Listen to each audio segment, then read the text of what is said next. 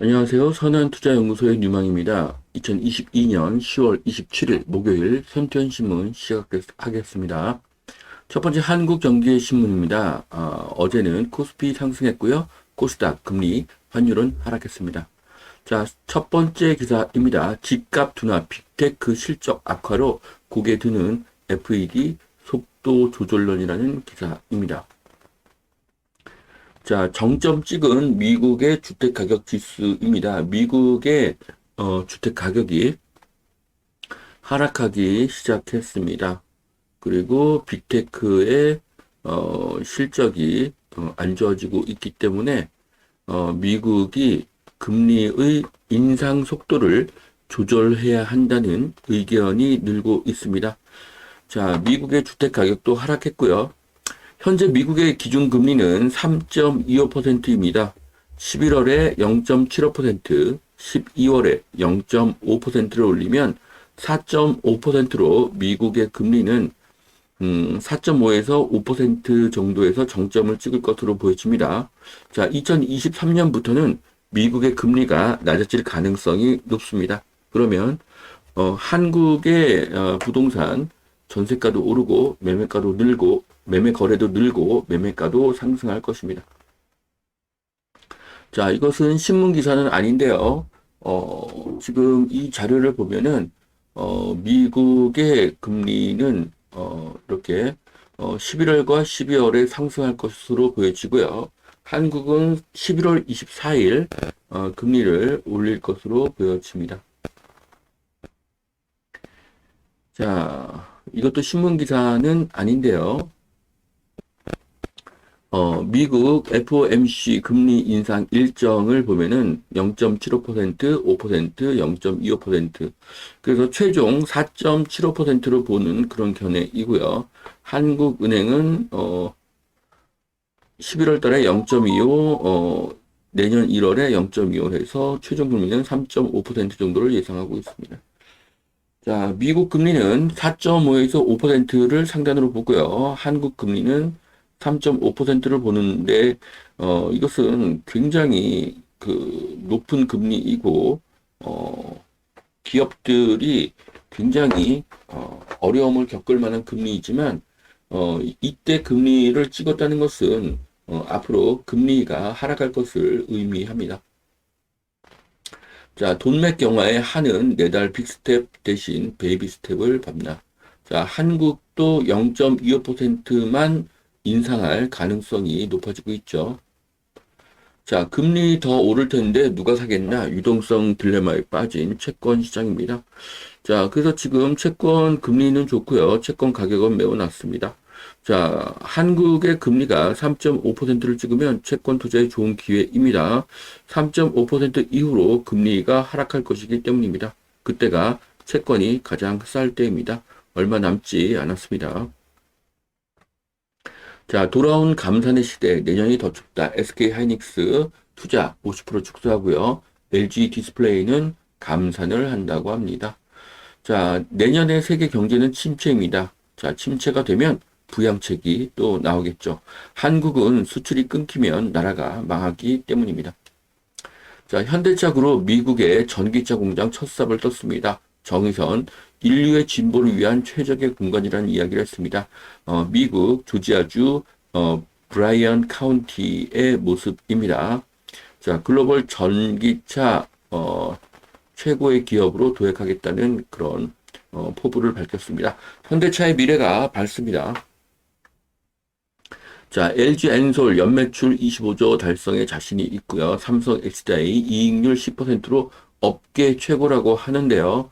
자, 보시면은 LG 에너지 솔루션과 삼성 SDI의 매출도 꾸준히 늘고 있고 영업이익도 꾸준히 늘고 있습니다. 자, 인류의 미래는 코드리스죠. 전기차, 로봇, 노트북, 핸드폰 모두 배터리가 필요합니다.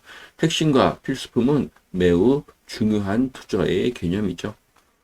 자, 삼성 SDI 그리고 LG 에너지 솔루션의 주가입니다. 자, 킹달러 곧 끝날 것이다. 개미들 하락에 베팅을 하고 있다고 합니다.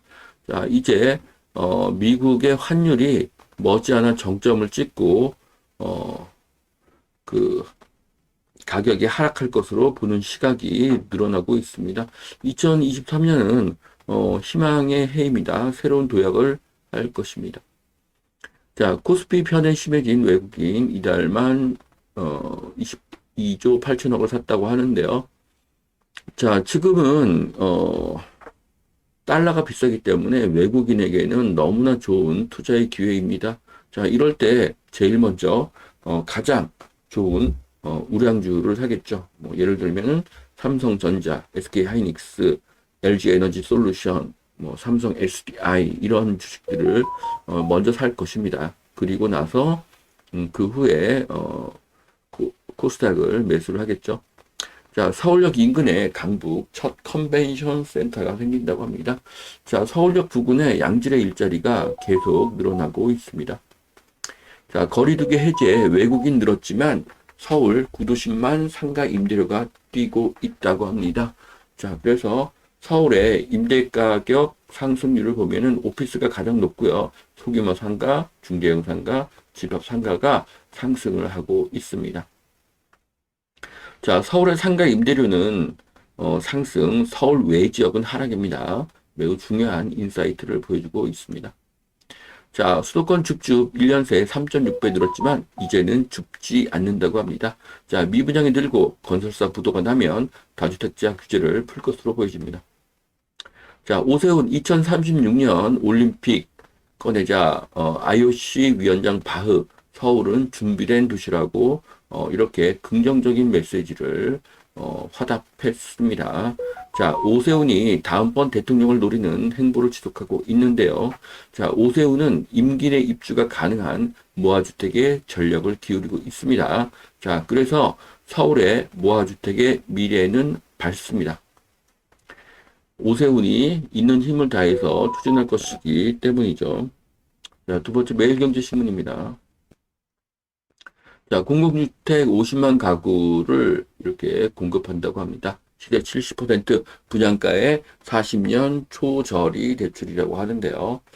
자, 보시면은 뭐 서울에도 있지만 좀 수도권에 많이 있습니다. 특히 남양주시에 좀 많이 보여지고 있고요. 뭐 고양시나 안양시는 뭐 그렇게 많아 보이지는 않습니다. 자, 앞으로 뭐 3기 신도시 등으로 해서 수도권이 약세가 될 가능성이 높습니다. 하지만 모든 지역은 아니죠. 남양주가 가장 안 좋아 보이고요. 성남과 용인은 좋아 보입니다. 공급이 많고 적기 때문이죠. 자, 그래도 카톡 떠났던 이용자들 다시 돌아왔다. 예. 얼마 전에 그 카카오톡 먹통 사태로 제가 아는 분이 뭐 라인에 가입하라 뭐 그런 이야기를 하셨는데, 자, 라인으로 대체하기에는 카톡의 사용량이 압도적으로 많죠. 자, 그래서 카카오톡 상당히 많이 하락해 있는 상황이고요. 네이버도 굉장히 많이 하락한 상황입니다. 자, 배터리 풀 충전, LG 엔솔, 삼성 SDI 3분기 깜짝 실적이 났다고 합니다.